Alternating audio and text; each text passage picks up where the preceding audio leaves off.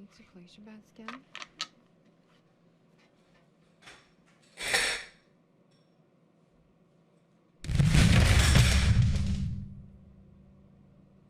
Every year, millions of people lose millions of dollars through gambling games such as poker or blackjack.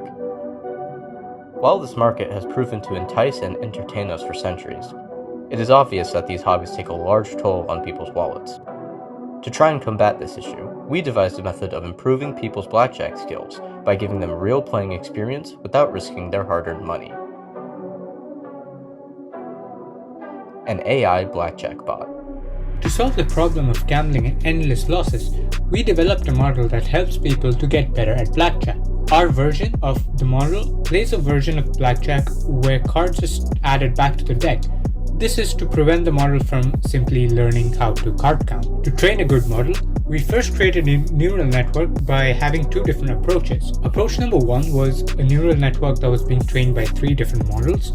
First, simulating the environment and getting the state of the game. Number two, evaluating actions and finding the state of the environment after a certain action. And finally, number three, calculating the loss and reward for the model action. In addition to this, another approach that we used was the OpenAI Gymnasium RL environment to simulate the environment and calculate the reward. This was also used for implementing the Q-learning algorithm and to get an optimal policy for our model. We used both of these approaches in conjunction to develop and train our model. Firstly, in our co-op notebook, we have the place where we define the neural network architecture. In this case, we just use a simple series of dense layers.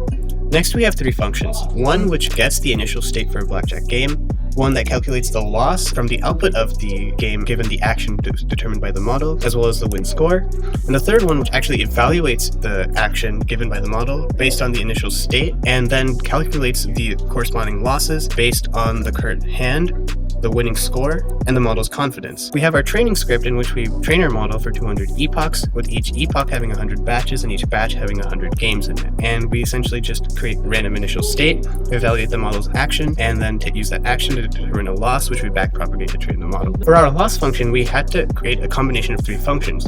The first one, or loss function 1 in this case, is a function which is to guide the model in order to try and get sum totals for its cards that are close to 21. We wanted this function to help the model go to 21 from the left side, since we wanted it to have a value that decreased more gradually when it was to the left of 21 in order to penalize it less for having lower sum totals, but penalize it more if it exceeds 21 since it immediately loses the game. We also have a function based off the win score, which is just a negative log, which helps the model try to win more. And the final loss function is in order to help the model stray away from just outputting 0.5 and be more confident outputting closer to either 0 if it wants to stop or 1 if it wants to hit. We then simulated 100 games and saw that our model won 48% of the time. We then tried another approach where we used OpenAI Gymnasium library in order to both simulate the environment and use their Q-learning algorithm to train another blackjack model. For this, we essentially created a blackjack agent and then trained it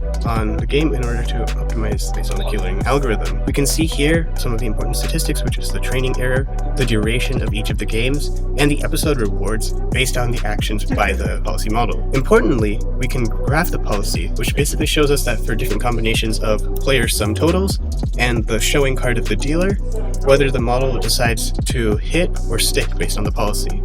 And we have two plots, one for when the hand has an ace, which can be either 1 or 11, and another when it is without an ace. While there were many challenges to creating our model, three that stand out are creating an accurate and useful reward function, training the model to increase confidence, and encoding the game into a batchable tensor function.